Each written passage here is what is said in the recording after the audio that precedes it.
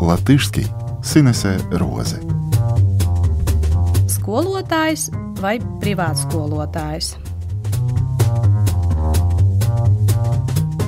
Labrīt, esiet sveicināti! Лабрит, дорогие klausītāji! В прошлом выпуске мы говорили о празднике Мители.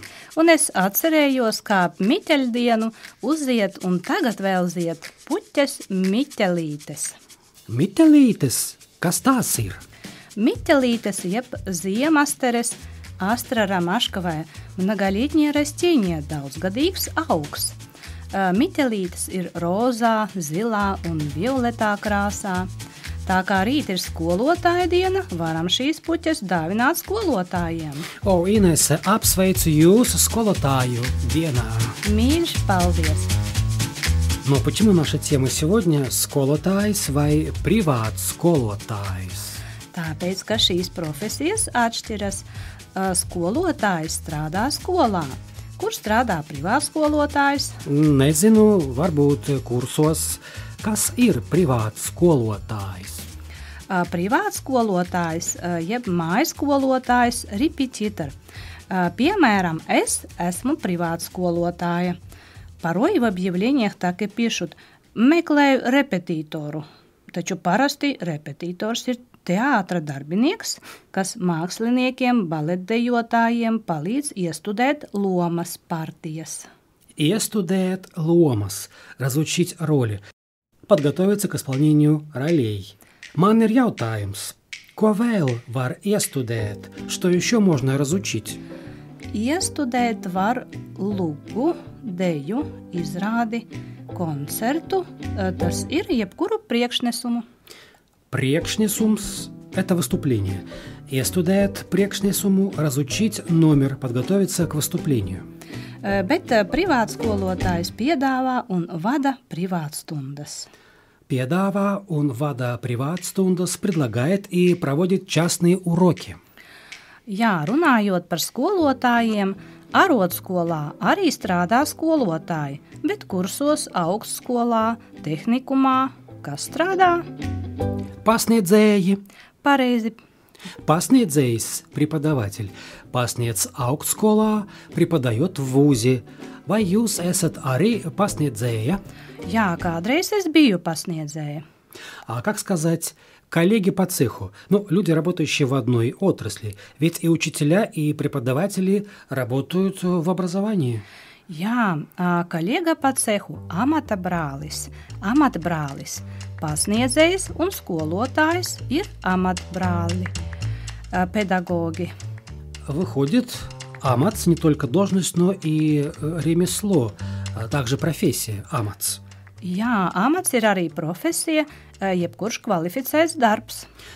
Амац – профессия, любая квалифицированная работа. Амац. Kā jūs domājat, kādas rakstura īpašības noder skolotājiem? Какие черты характера пригождаются учителю? Ну, varbūt pacietība, то есть терпение.